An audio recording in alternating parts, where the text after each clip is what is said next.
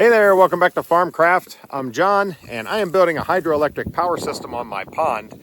In the first few videos on this project, I worked out the basic plan, which is to install a 6-inch PVC pipe intake here on the pond and then run it down the hill to the creek. I cleared a path down the hill with my new excavator disc mulcher, and I dug out the pond deeper where the intake will be, with large marge. I also harvested some pipe that was previously buried for a dry hydrant, and fix the existing drain, which had been dammed up by beavers. But now that all that prep work is done, we are finally ready to really get going on building this system. And that means installing this pipe, which is not as easy as you might think at first. Right, it's time to start thinking about this ditch. And some of you are probably thinking, just dig the ditch already and put the pipe in there. It's not that easy. You actually have to think through this. So the deepest area that I dug out in the water is right there. So that's where the ditch is gonna come up the slope. Now it needs to be 3 feet deep right there and gently sloping downward, against the slope, getting deeper as it comes out here. I can't just start digging out this ditch because the ditch is just going to keep getting deeper and deeper and deeper and deeper until, it's going down the hill enough that it exits the hill. In which case my pond would promptly drain right through that ditch. I should note that a more typical way to do this would be to build a cofferdam. You dam off the section you are working in, pump out the water so it's dry, and do your work. I'm trying to avoid that because I think that would take more time, would actually be more difficult, and pretty messy removing the dam after the pipe is installed. So I have to do this strategically, and since I'm going to be putting a pipe in, the only thing that really is going to stop the water from draining is the valve. So yes, I'm putting a valve on the system because I want more control. There's, you can do like self-starting siphons that when it gets to a certain level, it'll start. And then when it gets below that, it'll stop and it'll kind of do itself on and off. But I wanted more control than that.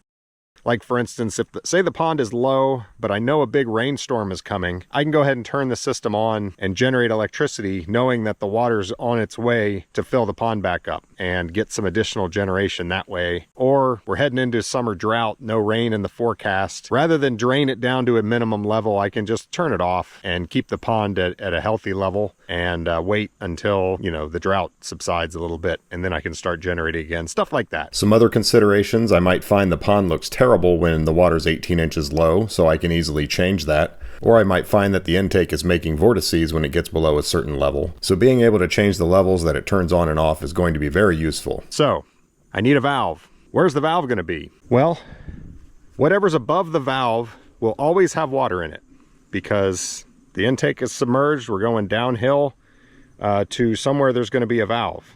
And whether the valve is open or closed, upstream of that valve is always going to be full of water. That means it needs to be frost-proof because in the middle of winter, I don't want the valve freezing and cracking the pipe. So that means the valve needs to be in this ditch. And the ditch is going to be 3 feet there. It's going to be deeper, deeper, deeper, deeper. The hill's coming up here. This is the dam height. So it's going to be really deep right here. I don't want the valve at the bottom of a 5-foot hole. The frost depth here is 18 inches. I want the valve to be wherever it's exiting the hole, but 18 inches underground so that it's easily accessible, but also protected from freezing. So it's going to be somewhere in here. I really don't know. I have to get in here and start digging this ditch. It might even be, it might even be down here. So the plan is to start with the horizontal ditch here. And I'm going to go to where the elbow is. I'm going to go ahead and install that pipe. And then I'm going to backfill it, and I need to backfill it with clay. I can't use bedding sand or gravel or anything like that because the whole point here is that it can't leak. So I've got to bed it with clay, and that might be a lot of work. I don't know. It depends on what I dig out of the ground. If it's nice clay, great. But if it's rocky and junky stuff, I'm going to have to go get some good clay. I'm not going to dig any ditch near the pond. I'm just going to start where the elbow is, and we're going to get that pipe installed and sealed up. I can have the valve closed so that if the pond water ever gets to the elbow that I've installed, it still won't be able to drain the pond. I have control at that point.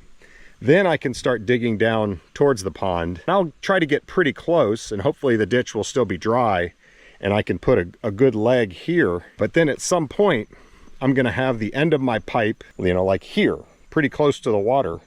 And then I'm going to have to dig out this ditch, and the ditch is going to fill up with water. And what I'm going to do is use one of those rubber fern cones to stub onto that I'll have to do that, you know, underwater by feel. And that will be the pipe that goes out into the pond as the intake. We need to shoot some elevations. I need to figure out my elbow is going to be somewhere around in here. All right, enough yakking. Let's get to work. I don't know if you can see, I've got a string line here. Hit a snag already. My deep area you can see here is in this orientation, and if I extend that out, it is not at all square with the line going down the hill. So I need to adjust for that. You can bend these pipes a little bit, and that's what I'm going to do. I'm going to bend this up just enough to make that square on that corner there. And if you're wondering, that pipe that I pulled out of the ground, I just went over and pushed it to the side to see how much it would easily flex without like a bunch of torque on it. And I was easily able to move it over 5 feet and 40 foot of length. So that's kind of what I'm using as my curve estimate for this ditch.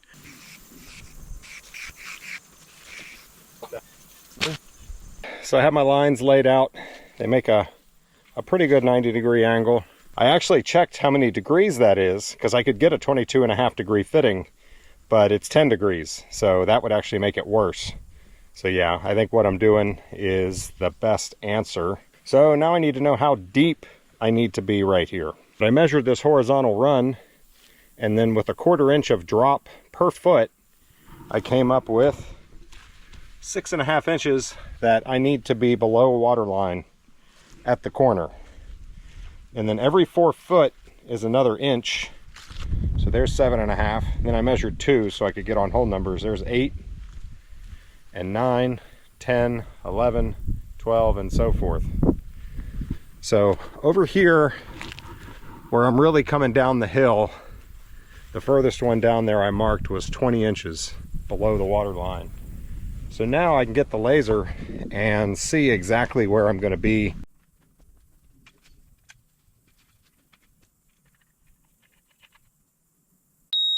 .4'7". So the laser is 4'7" off of the water line. For those of you that haven't used a laser level before, the laser shoots a perfectly horizontal beam in all directions, and there's a detector on the stick that can detect that beam, allowing you to easily compare elevations. All right, that's 2'4". So 2 feet 3 inches. That means if I dig down 2 feet 3 inches, I would be even with the water line. To the water line, plus the 6.5. So this is going to be 2 foot 9.5 inches deep right here. But the way you do it, you know the water line is 4'7". And I know I need to be 6.5 inches lower here, so I can just add 6.5 to 4'7" and dig to there. Except I'm still forgetting something. 5, 6.5. So right here is where you want to dig to. Yep, I'm starting to dig, and I'm still forgetting something.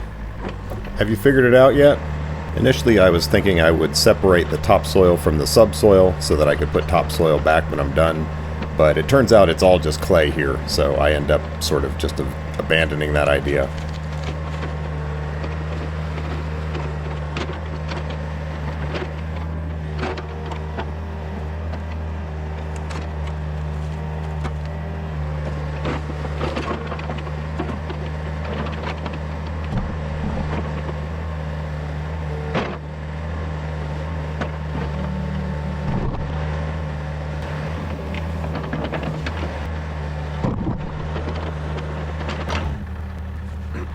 That didn't take long.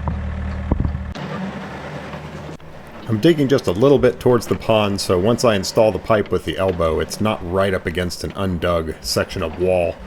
Basically, it'll make it easier for me to extend the ditch from there without hitting the pipe.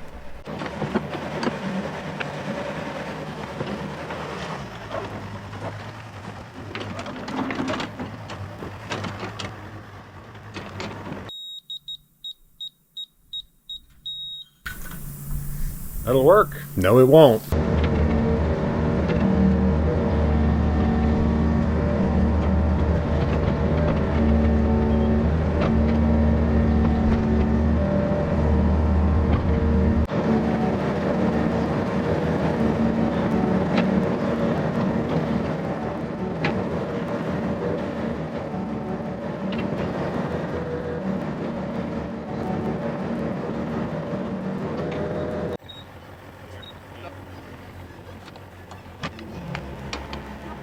As I'm working, I'm thinking, wow, this is going really fast. This is going to be done way faster than I thought it would.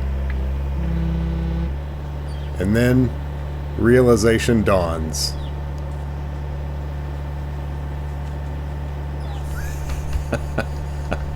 It's hard not to laugh at yourself. Well, at least I thought of it sooner rather than later. I'm just barely below the water line here. The pipe needs to be 3 feet down. So all my ditch needs to be 3 feet deeper. Lower than everything. Wow. So yeah, the ditch needs to be a little bit deeper. And by a little bit, I mean a lot. 3 feet of ditch is enough in its own right, and when it's 3 additional feet in an already deep ditch, this is going to be quite a ditch.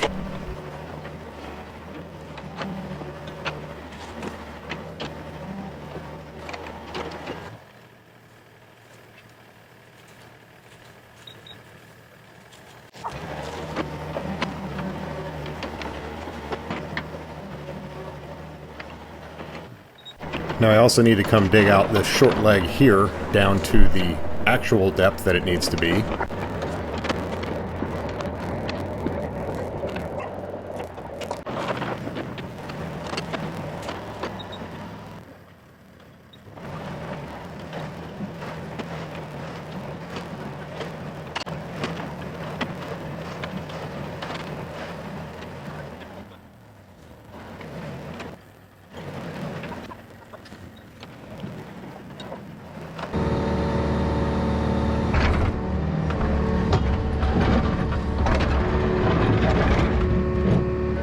Well, that doesn't sound like the easiest digging in the world.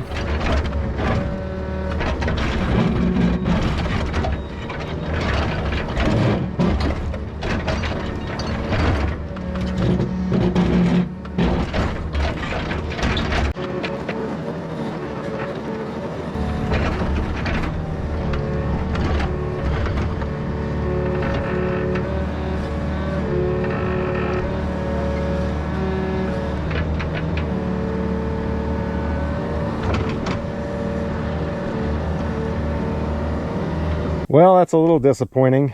We were good to about right here. So, you know, the first 12 feet or so.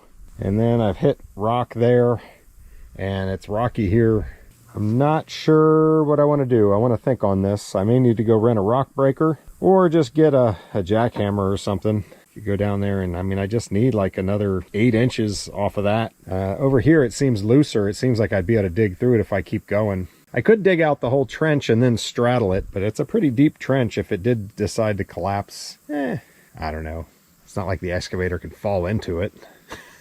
Could get a little exciting though, I guess. The deeper I can get it, the more my pond is a battery. I think that'll be really beneficial in the long-term use of this system. So let me think on it. We'll come up with some kind of solution. We'll see you back. All right, it's the next day. I've dug deep around this property a lot, and I tend to hit like a flat plane of rock at this depth. So I'm expecting that I'm going to be hitting more. Now, I know some of you are thinking I should just bring Marge over here and dig that out. And that is a possibility. With where I am right now, Marge could get in here. As I get further towards the woods, I would have to clear trees or something to fit her. Or I could just dig from the side, which would make this just a tremendous impact. Marge's bucket is 4 feet wide, so I would have this tremendous hole right here. And I honestly don't think she's going to be able to do it. You know, that's solid rock there. Yeah, Marge is big, but you know, you don't dig through solid rock with a bucket. So, what did I decide to do?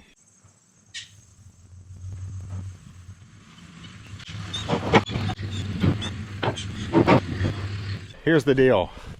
They actually do rent rock hammers that would fit my machine, but they were all rented out. That was my first choice, and that would have cost me like 180 bucks a day, which would have been fantastic. But then I'm having to switch the hammer back and forth between bucket and hammer. It is nice to have a second machine. So this was the only thing they had available. They didn't have a bigger one, but I think this will do the job. This should be fine. It's not like I'm hammering tons and tons of rock. I just need the bottom of a ditch. And I'm actually pleasantly surprised with the price. 500 bucks a day. It's really not bad. It's a pretty new machine. Let's get this thing off of here and get to work.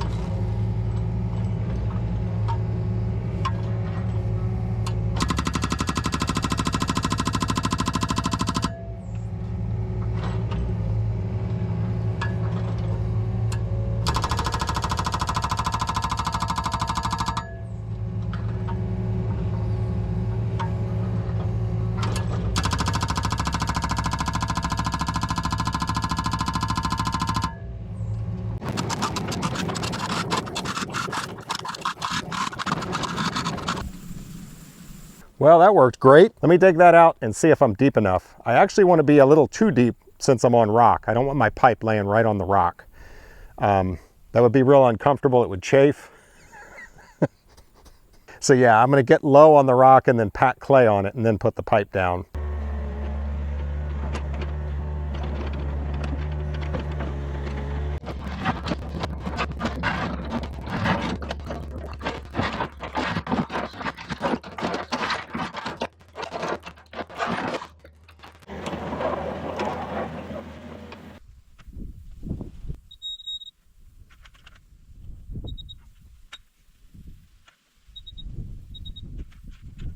Still a lot to go.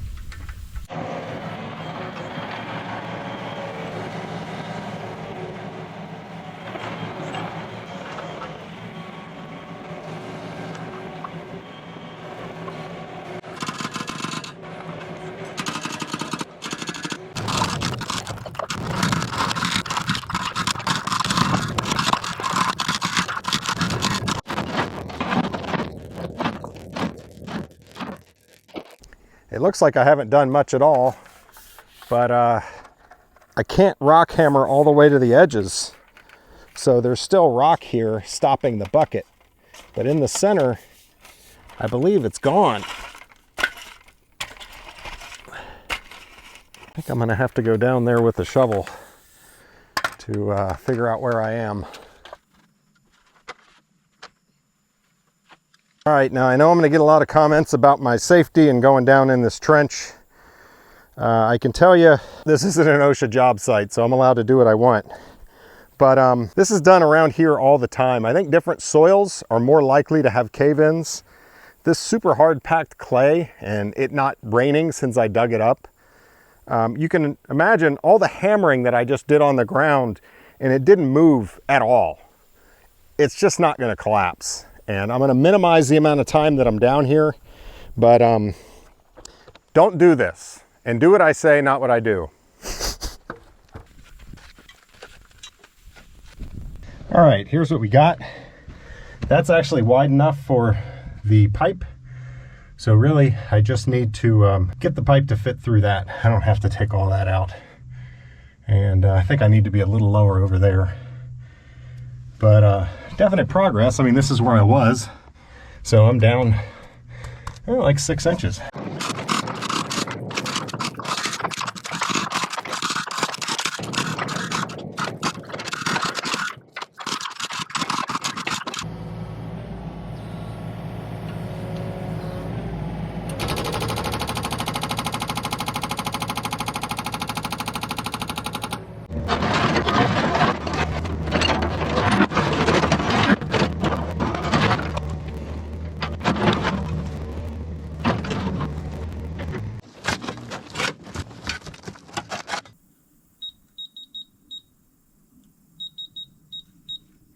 Really close, really close.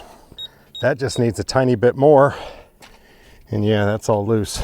Okay, one more round. We'll do that one, I think. Man, taking longer than I expected. Let's see, I've been working on this now for a good 2 hours.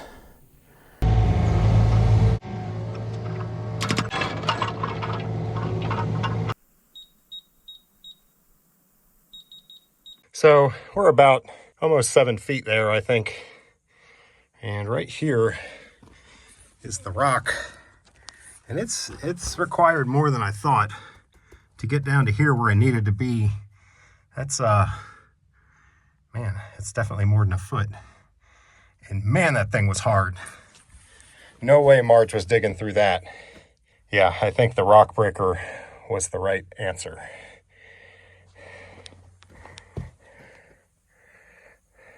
All right, so surely we won't hit any more rock, right? So yeah, I can finally get on with digging this ditch, and I'm at the top of the dam height now, so this is where the ditch is going to be the deepest.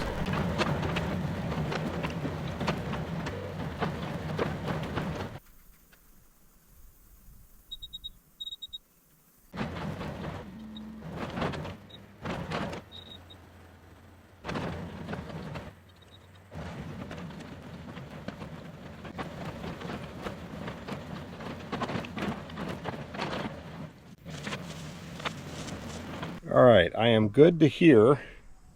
So all that is good. This, I'm hitting some rock, but I think it's loose rock. It's just hard digging. So I'm gonna go ahead and use the hammer and just kind of break it up. Might as well, I've got it.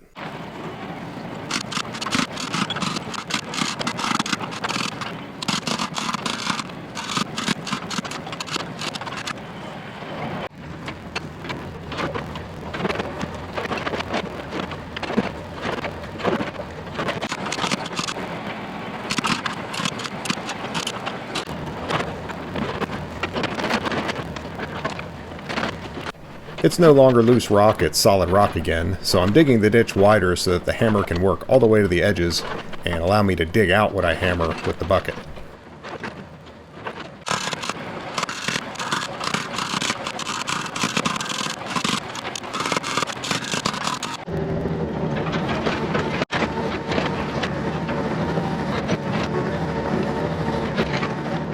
Now this is the thing about rentals. I'm getting tired. Yeah, it's probably a good thing. It makes you work harder. But I just feel like I can't stop because I've got a rental. And I'm hoping to be able to return it with just 1 day of use. I mean, after this rock, hopefully that'll be... I'm not going to say anything.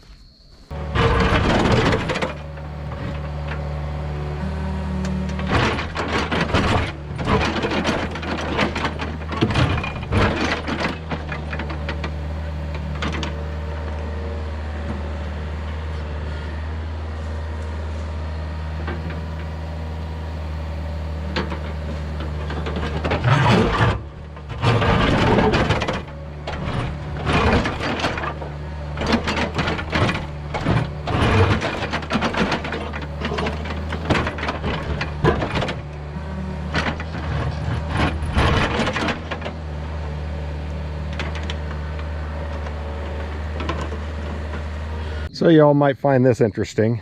That's a 2004 model, 3,400 hours on it or something. This is new. It has 114 hours on it. Obviously it's smaller, but I actually like operating mine better. The tracking seems really jerky. It's a little faster. I guess if I was going a long distance, I would like this, but for maneuvering around, the tracking is really jerky. And I don't know, my machine just, it's probably because it's more familiar, but I don't know, I like mine. 20 years old, does the job.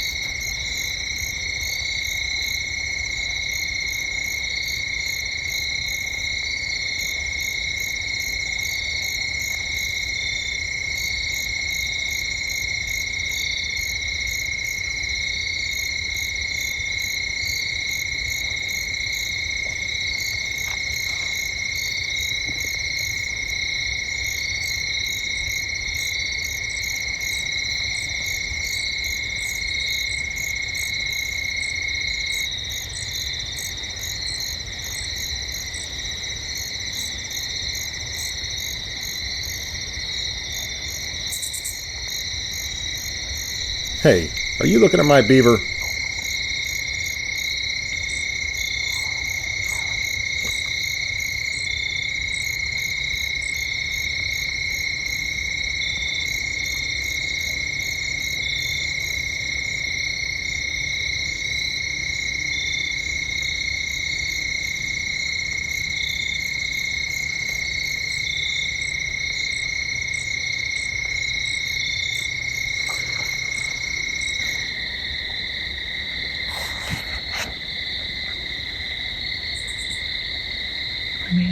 Whoa! Did you get it on there?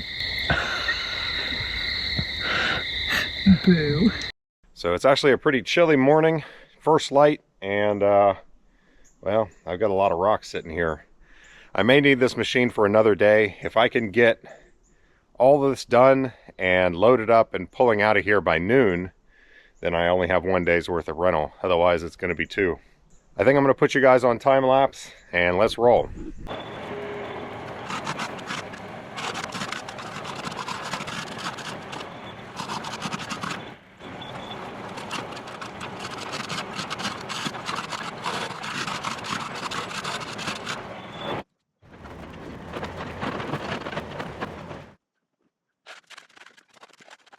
I was having trouble hammering near the edges of the trench, so I thought maybe I can tilt the whole excavator and do it that way.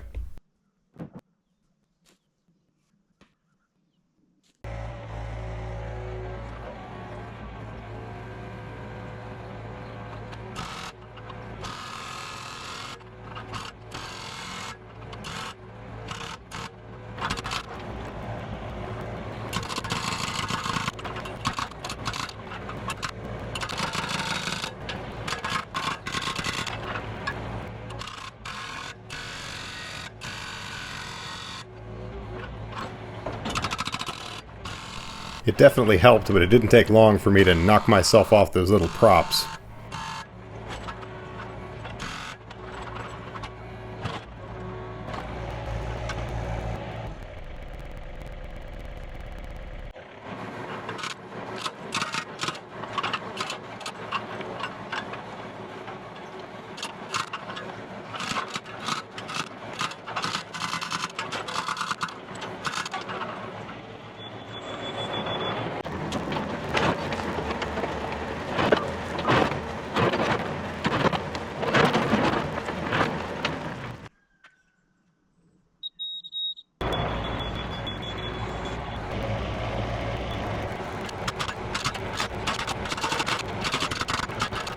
Definitely better to put the wooden block sideways like this.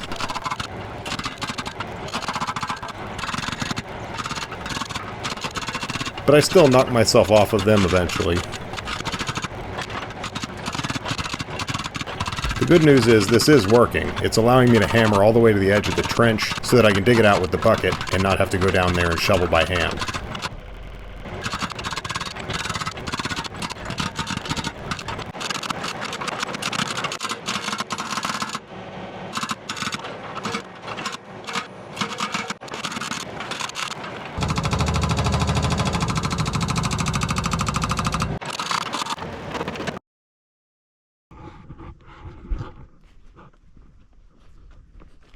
I lost a bucket tooth.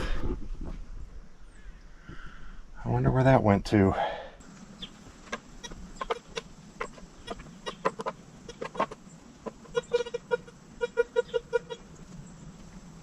Huh. And there it is. Wondered why that tooth came off of there. Answer is it broke. So yeah, that one's toast. Luckily I do have a new one.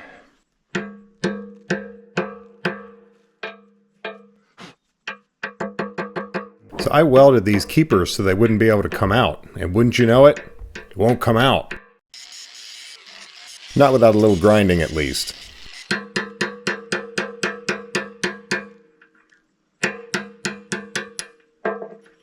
There it came out.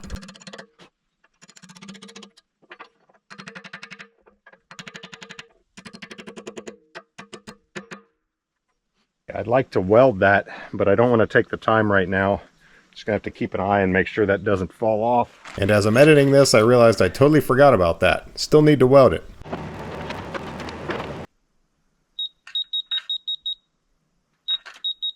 So we're really making progress now, because we're coming down the hill pretty steeply, and you can see I can just walk into that trench. I just need from here, you know, like exit right in here. I may end up having to clear some more trees just to make room for the machines. I wasn't expecting to be this far down the hill when I did that mulching, but we'll get it.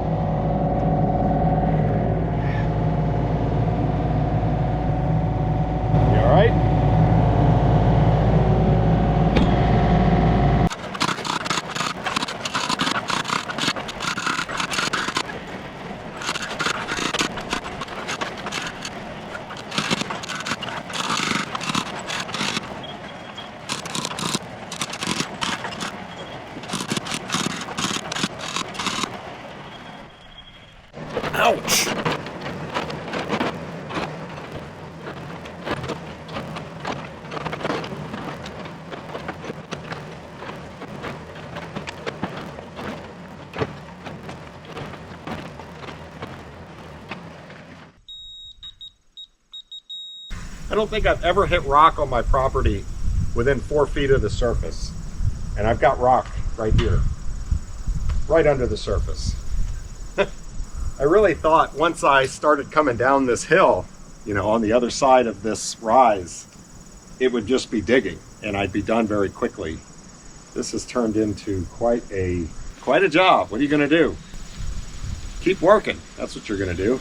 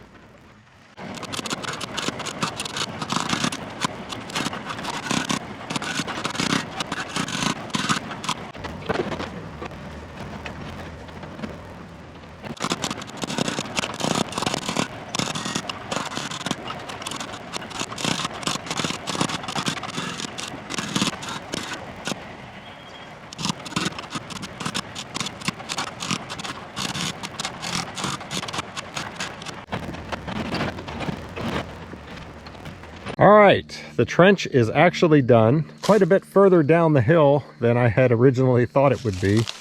I'm like almost halfway down to the creek, actually.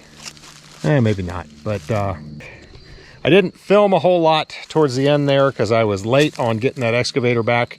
As soon as I knew I didn't have any more hammering to do, I loaded the excavator on the trailer, drove straight to where I rented it, which was Hawkins Graves in Lynchburg, and returned it.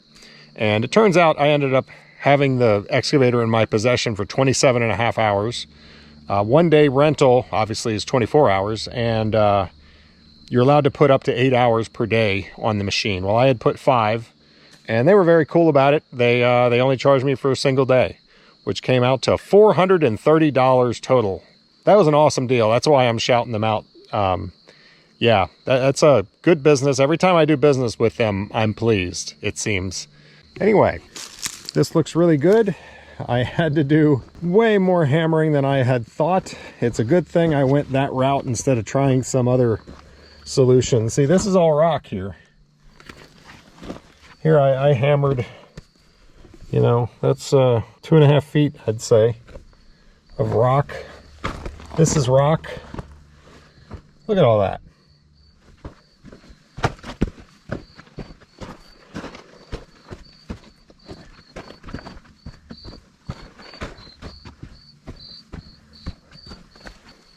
Yeah, and it turns out just this straight part of the trench is about 85 feet long, which would be 25 meters-ish. And the deepest part is 8.5 feet deep, which comes out to 2.6 meters. So now that excavator is down at the halfway down this hill, and this is the only way out.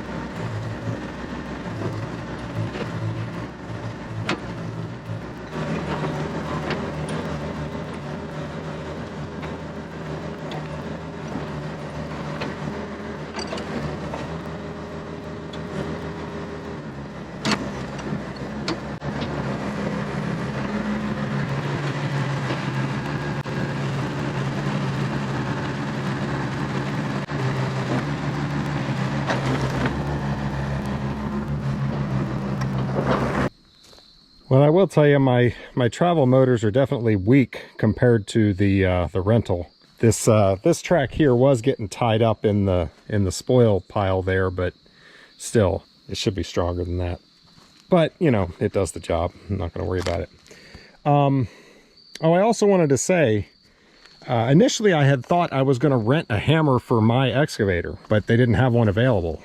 And that was what made me decide to get a whole other machine. Man, I'm glad I didn't get the hammer, because I would have been changing back and forth. Even with this quick connect, I would have been having to get out, do the hydraulic fittings every time I changed, and going from hammer to bucket to hammer to bucket. It just would have been a real pain. Having two machines when you're hammering, one with a bucket, one with the hammer, really just, that's definitely the way to go. So for some time now, when I start my excavator, the belt squeals. But I replaced the belt when I bought it, and it doesn't have that much use on it.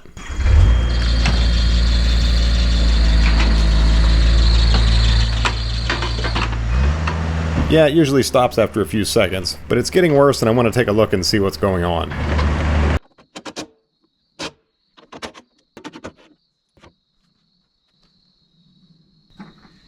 It only squeal for a little while, but it's just worked its way too loose. Typically when you replace a belt, you're supposed to run it for a while, then recheck the tension and tension it again if it needs it. I've not checked the tension of this belt since I replaced it. Oh yeah, much better. Man, that's so easy. Why can't they all be that easy? Just to make sure, I'll go ahead and start it and make sure it doesn't squeal.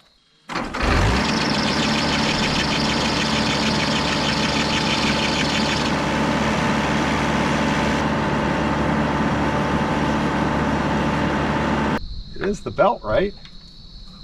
Why is it squealing?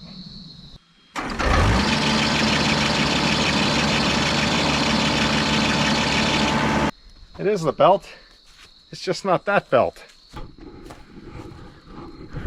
Boy, if I didn't just jinx myself. There's a belt in here, and it's extremely loose and probably needs to be replaced. I don't know if I ever replaced that, to be honest. Oh, it's not too bad. Yeah, you got a bolt here, a bolt there, and the alternator will rotate, and then you ought to be able to get that belt off. But rather than fool with that right now, I think I'm going to let it squeal and buy a new belt when I get time. Yeah, that's not hurting anything. Yeah, that one's tensioned right. Now I changed that one, and I think it was due for a tightening. I'm kind of bad about that. If they don't start squealing at me, I forget and don't tighten them back up.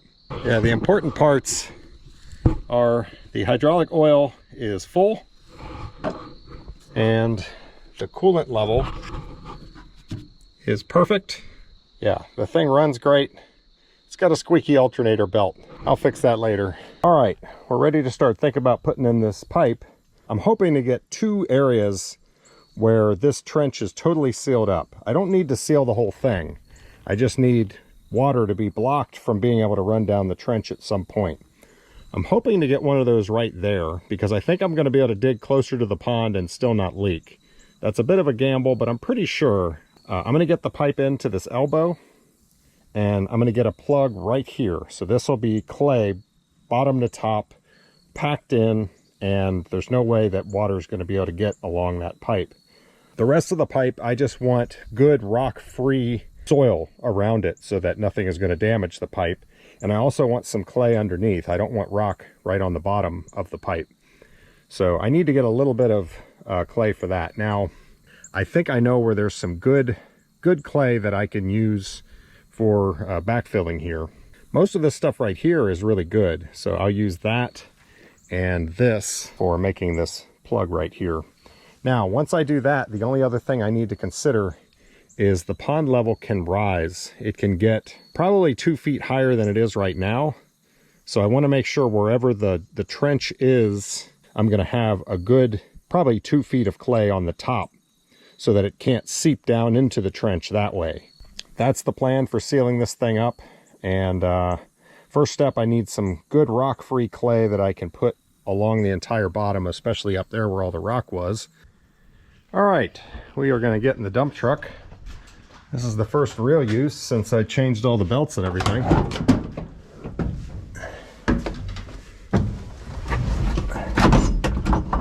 Let's hear it start without all the squealing. Nice.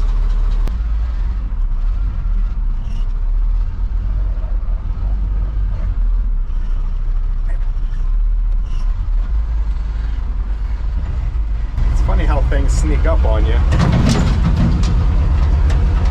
The wheel had been getting harder and harder to turn the more that power steering pump slipped, the belt slipped, and now it feels like really easy to turn.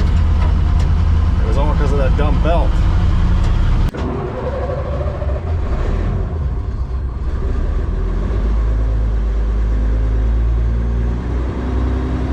I'll let her warm up for a minute.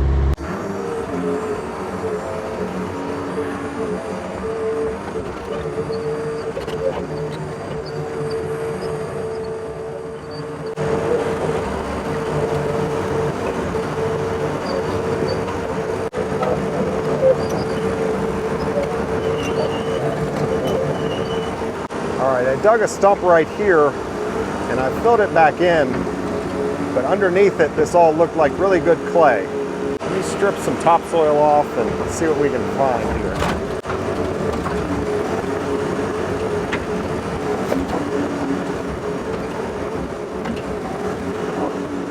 It's up now.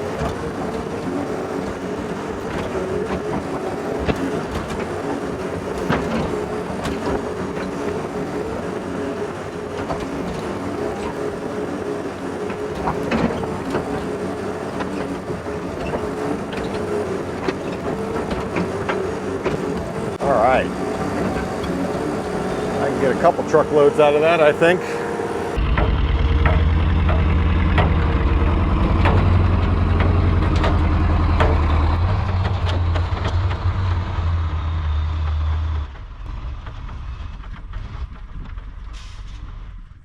Let's dig some clay. How's this stuff look?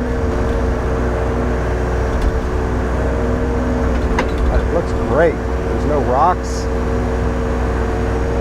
It's really good. That's what I want.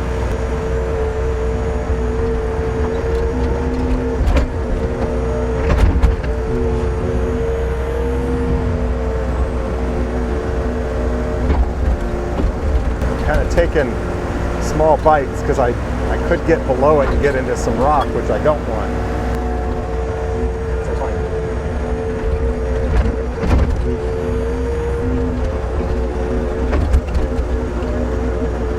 Yeah, that's starting to look a little bit like clay shale, but that's still okay because it's all going to get broken up.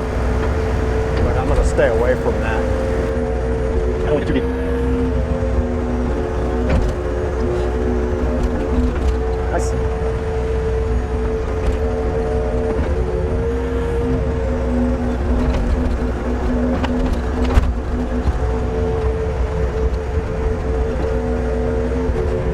Probably one more.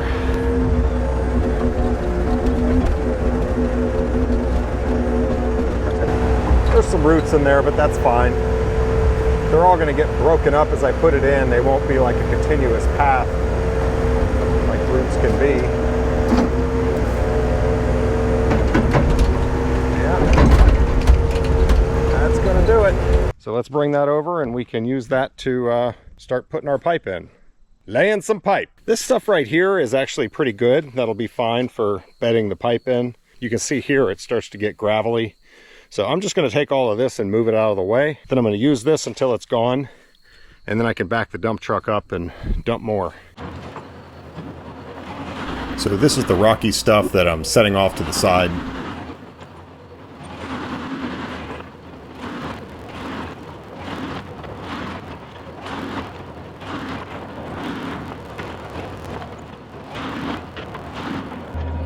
And now we're into the good stuff, and I'm going to put a little bit in the bottom of the trench that I can use for bedding the pipe.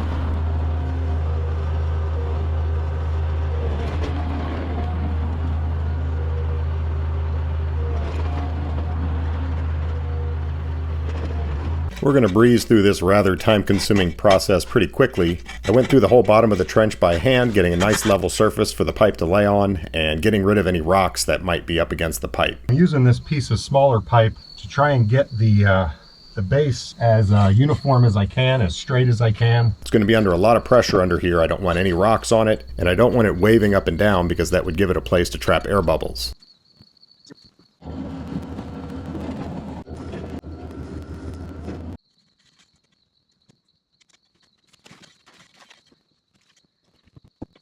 All right, here we are. We are ready to put in the pipe.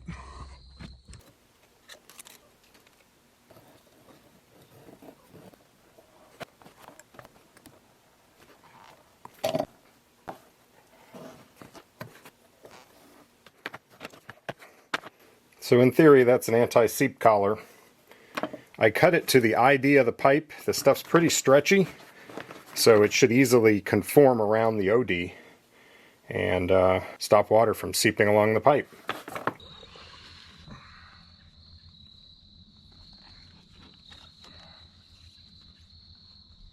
I mean, it could have been a little tighter, I guess. Now, I'm going to go ahead and glue the elbow. I really needed a bigger primer bottle, but this is what I've got, so you got to run what you brung.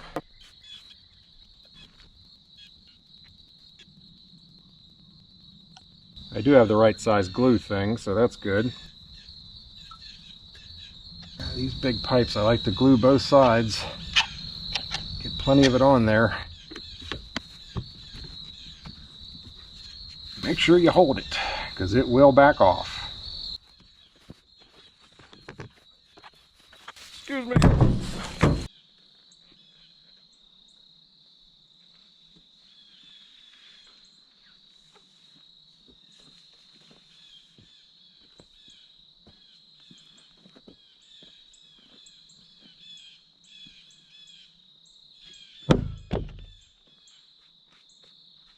Are you jealous of my pipe?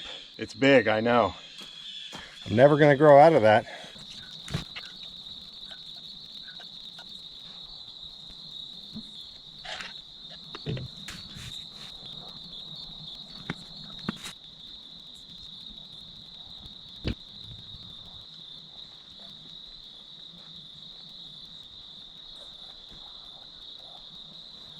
I caught this little guy down in the ditch.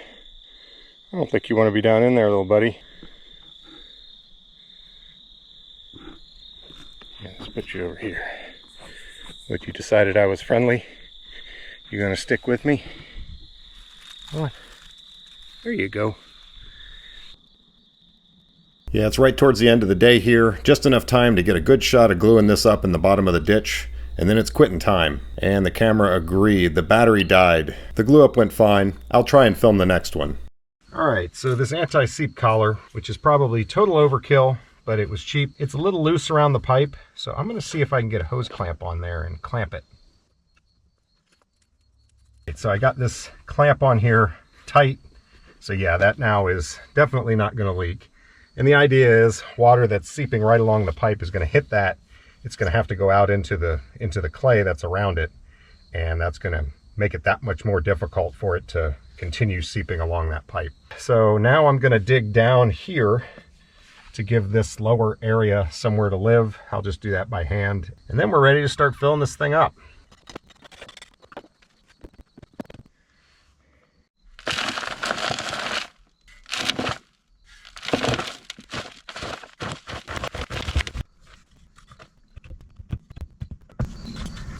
So that's enough to keep that collar in the right position now when I bury it. All right, we're ready to start putting some fill back in this thing. I did get out the laser level and make sure that that elbow is tipped up just slightly. So this part of the elbow is just a touch lower than that. So now when I put a bunch of dirt on top of this thing, it's going to be very difficult to rotate that pipe. That should be good.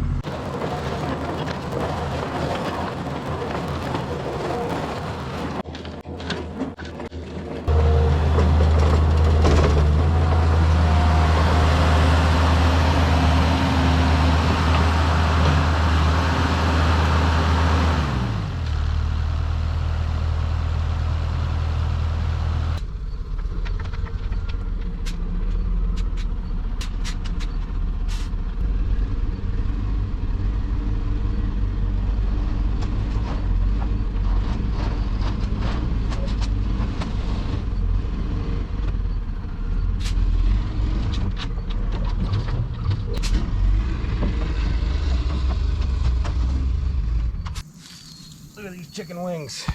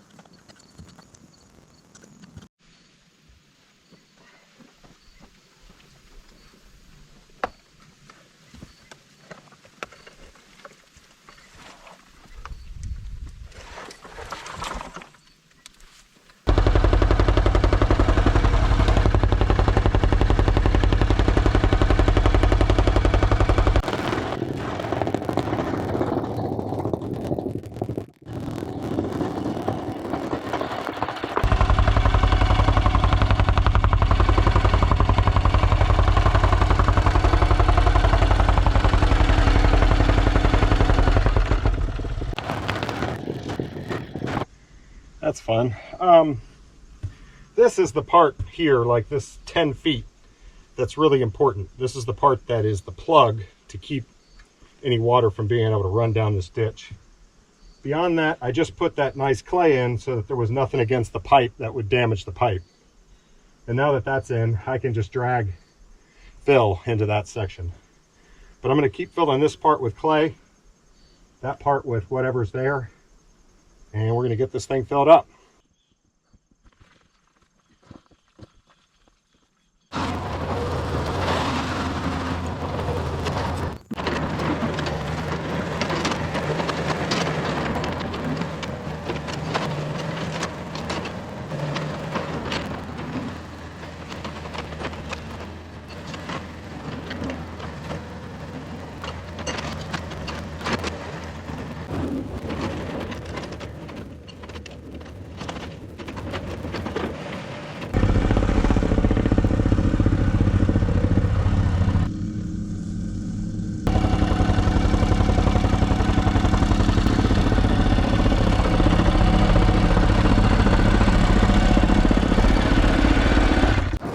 So this is all that good clay that I trucked in. This is the area that I'm making the plug for the ditch.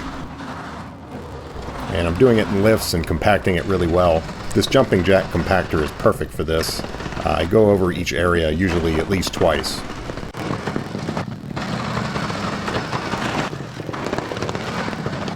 And I need some more clay, and I know just where to get it. I strip the topsoil off first.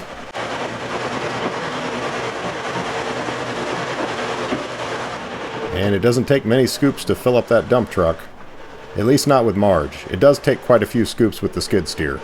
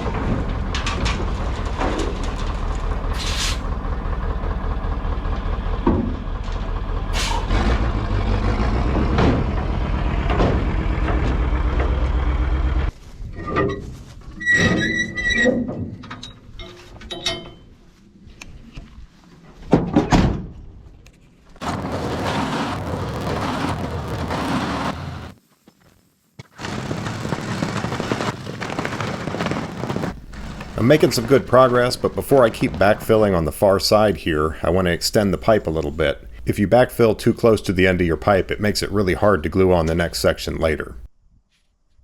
I'm going to put the valve right here. This is about 2 feet deep.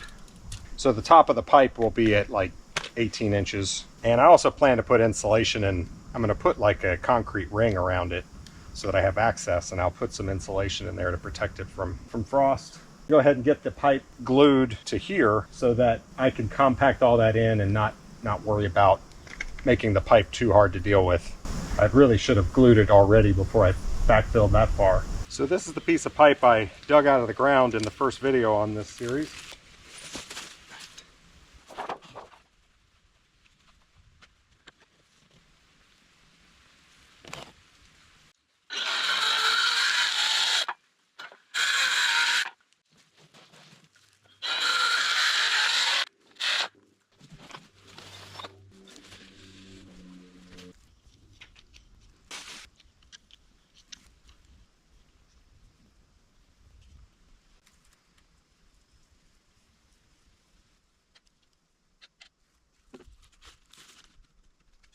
Starts setting up fast. It is kind of warm today.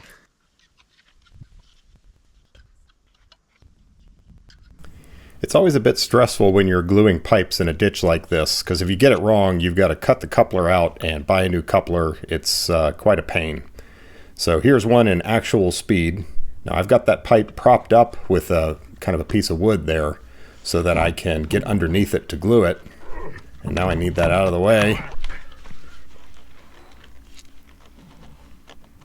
And it's already setting up.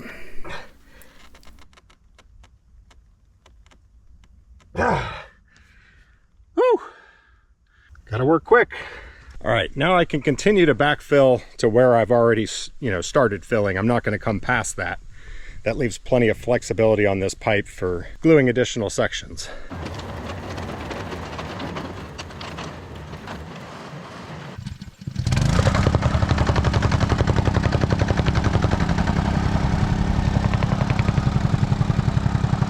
Having a little problem with the compactor.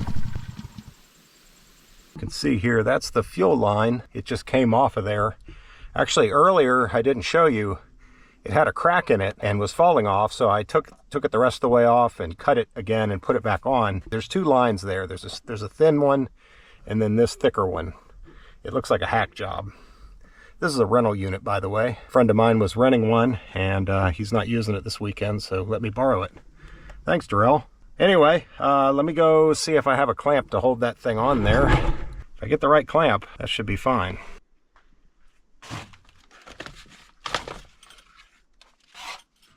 A little tiny one might fit. Actually, that doesn't look bad.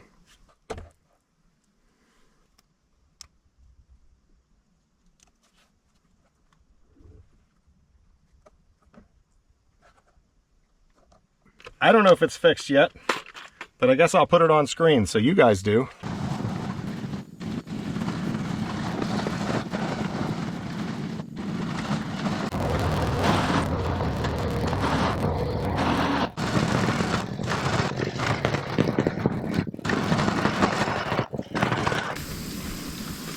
Well, I can just step out now.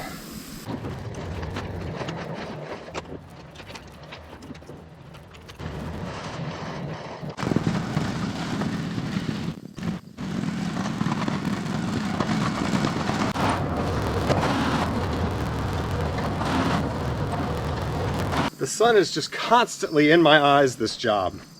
Now it's reflecting off the water into my eyes. I don't know. I'm getting tired of that. Quit griping, get back to work. Nobody wants to hear it. Doesn't help anyway.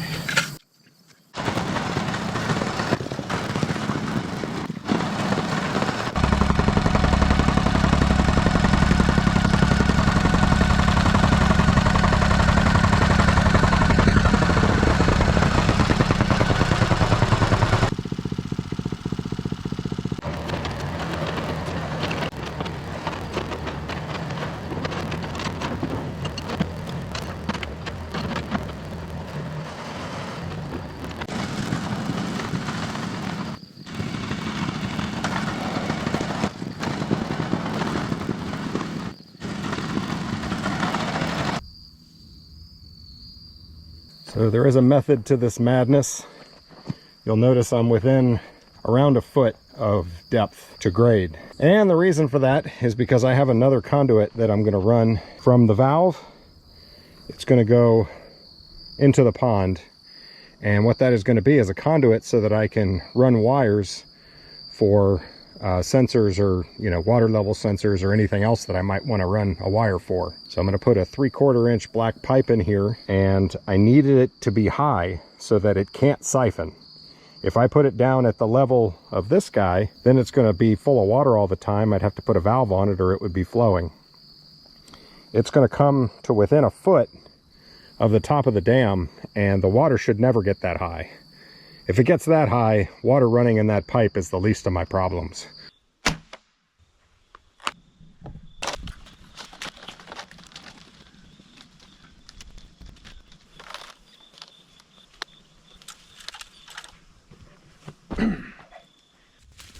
So I took some time to make sure there were no rocks around that conduit, and it had a good bed to sit on so it wouldn't kink or anything. If you get a big rock in the wrong place, it can actually smash that pipe. But I'll save you all that tedium.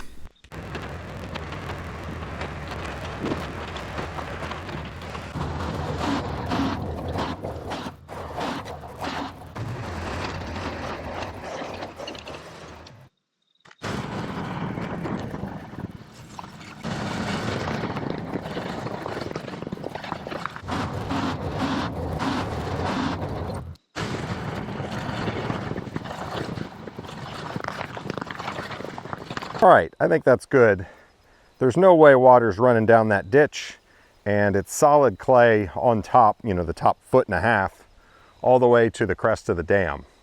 So it can't permeate into the ditch either. So right now, the only way that water can get from that pond to the other side of that hill is through the pipe that I've installed. So in order to prevent that, we need a valve. I found this 6-inch valve for surprisingly cheap. I think it was like 90 bucks. And most of them were much more expensive.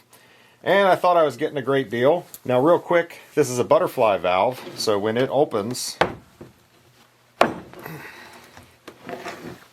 like that. So there's a slight resistance to flow there, but that's going to be negligible. Valves on a pipe this big get expensive quickly, so I was pretty happy to find this for the price I did. And I do think that was a good deal, but it wasn't as good of a deal as I thought. Because I quickly realized in order to attach this to a 6-inch PVC pipe, I need flanges. So here's flanges. Well, those flanges were $80 more. And believe it or not, you know, I really shop around for this stuff. This is about as cheap as you're going to find. You can easily spend a heck of a lot more than that just for the flanges. Those are Schedule 80 PVC, and you can glue your 6-inch pipe right into the end there. Then I realized, well, I'm going to need bolts, and the bolts probably ought to be stainless steel because otherwise they're just going to rust and become a big mess. So I ordered some stainless steel bolts, washers, and lock nuts of the appropriate size. Turns out that's a 5/8 inch bolt that's 6.5 inches long. Pretty good sized bolt. Those were 100 bucks. So $260 for a valve. If you're curious, you can also get these in ball valve types. See in there's a ball that has a hole drilled down the center. That's the full width of the pipe flow. So those are more expensive, and yeah, they do give you full flow. There wouldn't be that little bit of resistance there, but I'm not going to worry about that. Where the valve is, I'm going to dig it a little deeper just so there's room for putting it together or taking it apart, that kind of stuff.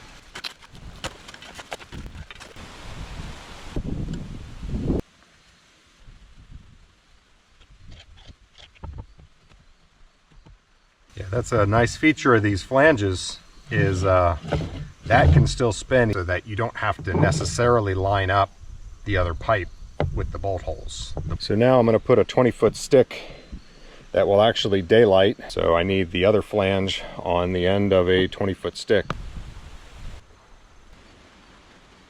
This is rubber here, and that is what not only seals the butterfly, but it also gets sandwiched in between the two flanges on this and seals both faces. So once you put this in and then bolt it down, you've got a sealed valve.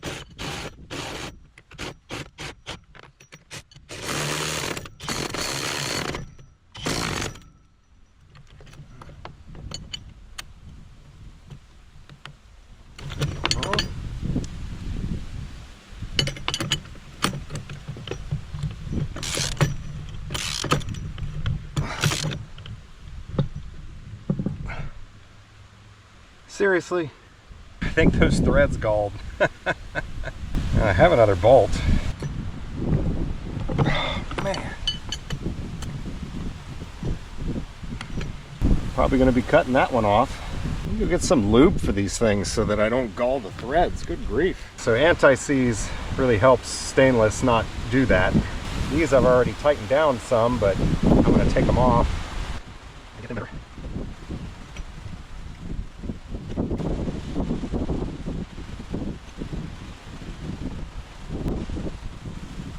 Stupid wind is blowing stuff onto the threads. All right, I'm gonna get these all done and I'll bring you back. I put anti-seize on all the other bolts and was able to tighten them all by hand without any issues. The 3 that I used my cordless ratchet on have all galled, and I guess the hammering action on that is devastating. Also, I needed to put anti-seize on, but I think that was probably more of it. Anyway, I've got the others. It's just these 3 on top. Let me see if I can at least get them off with this guy.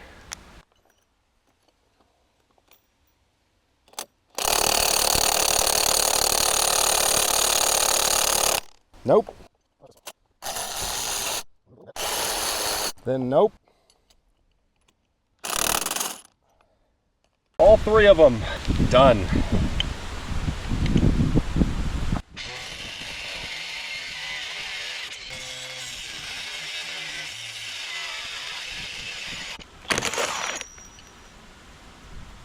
Place to cut this is between the head and the washer.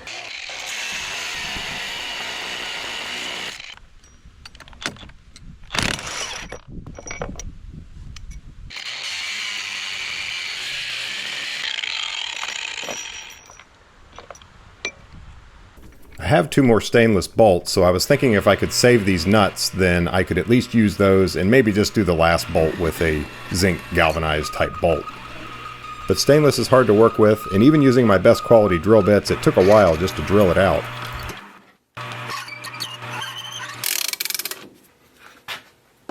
Camera quit recording, but it just broke off.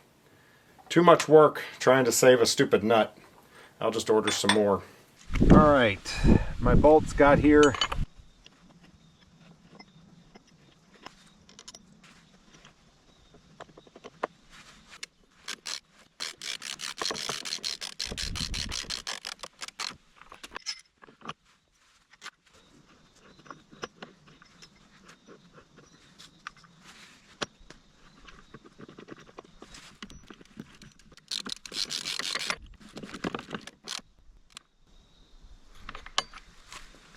So I've used stainless before and I didn't do anything special, but the bolts weren't quite this big.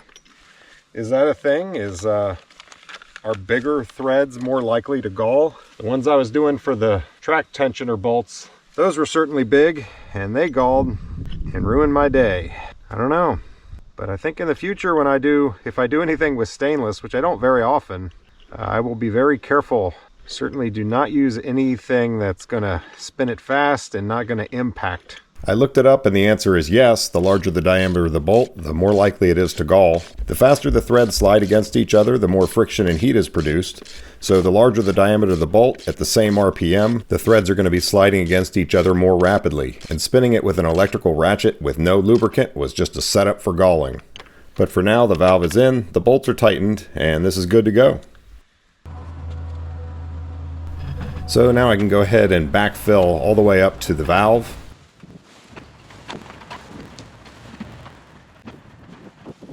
And I'm compacting it in with the jumping jack compactor again, but I have to give this back to my buddy. He needs it and then he's going to return it. So I don't have a compactor from here on out, and I need to figure out what I'm going to do about that. So many of you might know, I actually have a trench compactor. So why am I not using it? Because it's too wide. This is 33¼ inches across, and my bucket digs a 28-inch trench. Now I thought about, these wheels, you could actually cut them down, just cut that with a plasma cutter. The problem is this thing's already really heavy and kind of top heavy, and it does tend to want to roll sideways some, and if I narrow it down, it's just going to get worse. Basically, I need my excavator to dig a wider trench, which I wasn't really excited in doing when I started because I knew I was going to be straddling it a lot.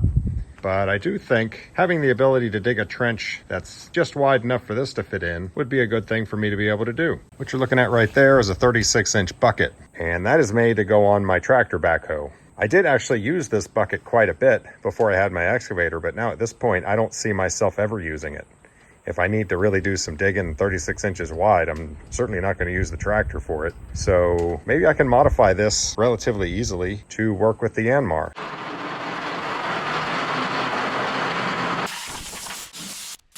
So when I first looked at this, I thought, well, I just need 2 pins. So a pin here and a pin here, and I'm good to go. The problem is that the distance between is not wide enough. It needs to be 6.5 inches, and this is 5. It's not even close. So my plan is to gouge off this mounting bracket and make a new one that'll fit my Yanmar. Usually these brackets are just welded onto the bucket, and you can gouge off the welds and then they'll come off very easily. It turns out this one's made a little different.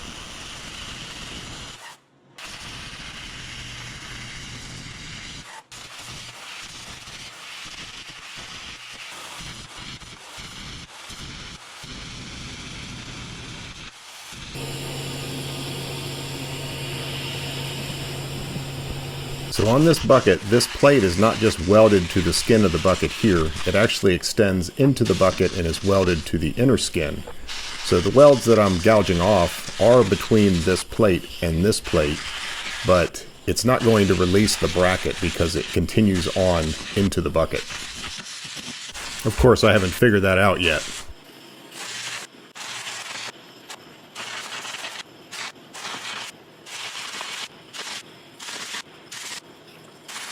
So I've gouged off those welds, and I think if I cut the connection between the 2 brackets, I ought to be able to hammer this one off.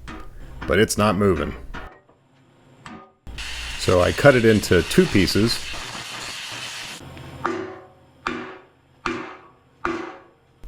And it still won't budge.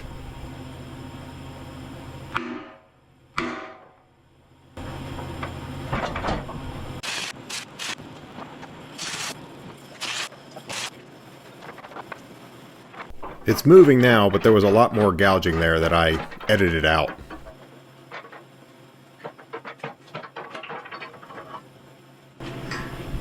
So I finally get this top piece off, and then look and realize I'm dealing with a solid plate of steel.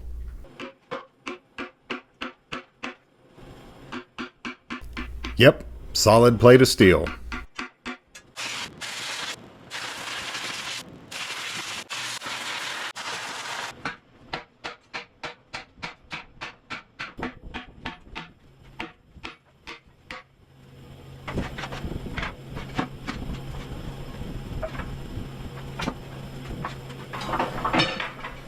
Time. So the final result ended up quite a mess. I'll end up welding that back up to get strength. We're going to be further out here anyway, so I don't think it'll matter. So now that I know how this thing's built and that I need to go all the way through, I'm just going to use the cutting torch.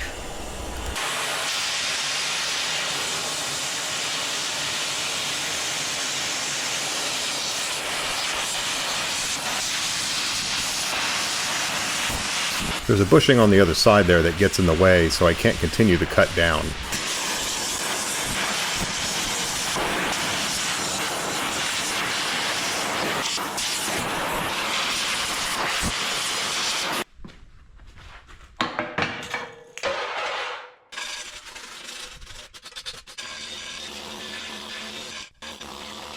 Yeah, overall, I obviously did a better job with the torch there, but I've still got a lot to do. That would be an awful lot of grinding. Now remember, when I was doing this one was in the way, so that made this harder, but still, I really went into it. So I'm just gouging off some of the excess here, save me some time behind the grinder.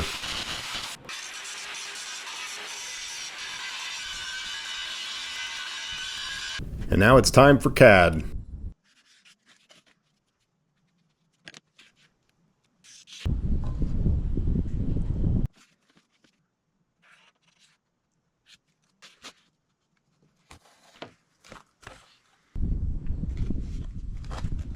This is a tracing off of my 28-inch bucket's mounting bracket. Looking at the angle of the bracket relative to the angle of the bucket teeth. And the bracket is pitched up like this relative to the bucket teeth. So I think this is about right. Just like that.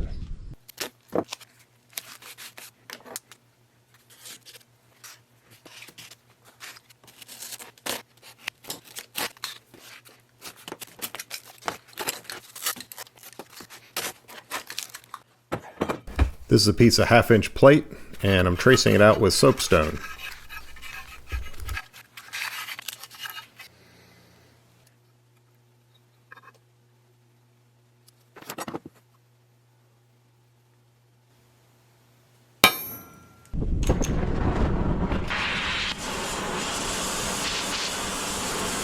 So here you can see the reason for the soapstone. Pretty much anything else you marked it with would just burn away, but the soapstone can stay there even with all that heat.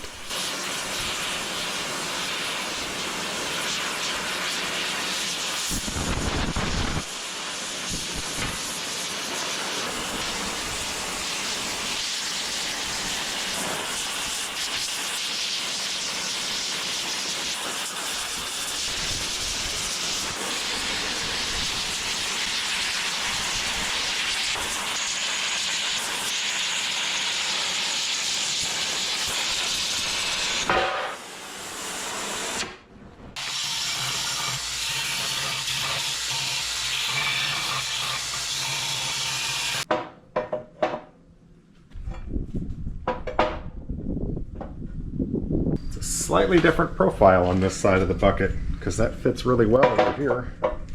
I actually don't think that's going to be a problem for me though, and I'll show you why. This is the only other piece of 1/2-inch that I have that will work for this, and no matter how you lay it on here, that triangle does not fit. I'll weld that on at the end. Looks like a duck head.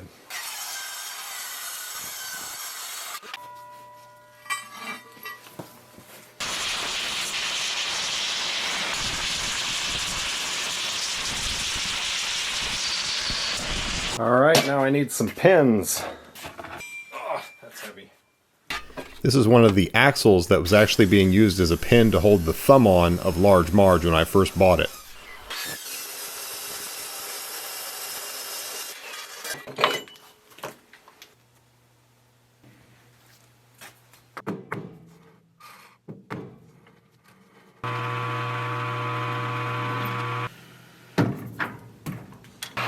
So I tried cutting this with my carbide inserts, but it turns out that the axle was hardened all the way through, like axles often are, and I ended up having to use my ceramic, which did cut it just fine.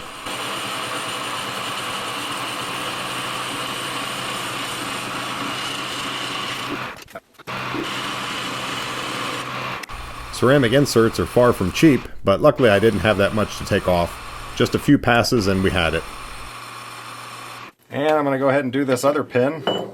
I don't know if you guys want to watch it again. Very likely I will edit all this out. And that pin will just magically turn into...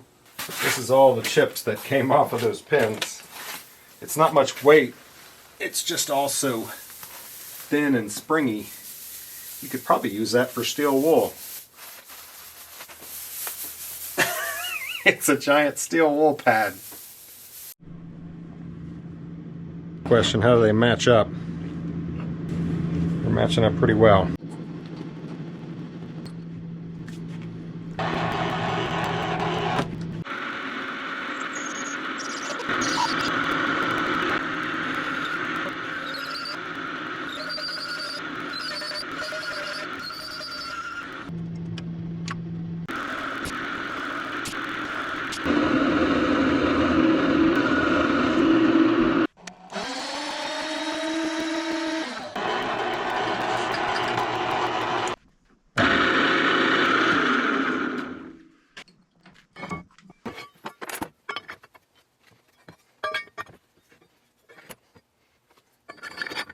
Now we're getting somewhere.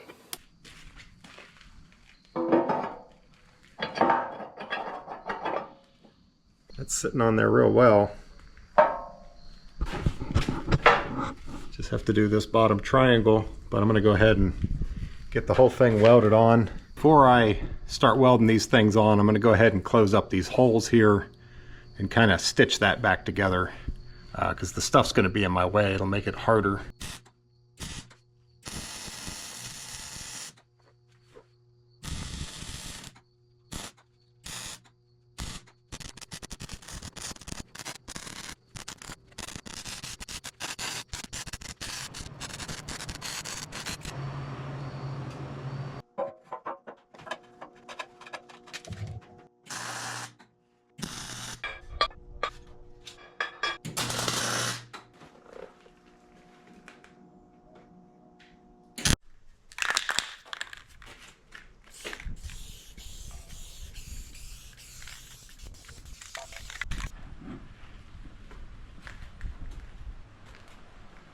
That looks pretty good. Let's go throw it on the excavator and see if I can rip it off.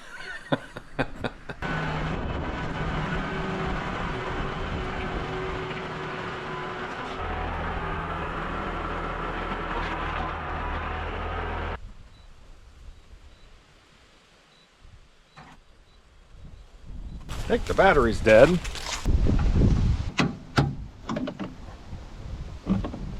Huh. 12.5. Well, I was all excited to use the new bucket and start digging some more, but well, apparently today I'm going to be working on the excavator. Yeah, that's the way it goes when you're using old equipment. In the next video, we're going to pick up right where we left off, and we're going to do several different repairs on the Yanmar and a whole lot more work on the hydro system. So thanks for watching. We'll see you on the next one.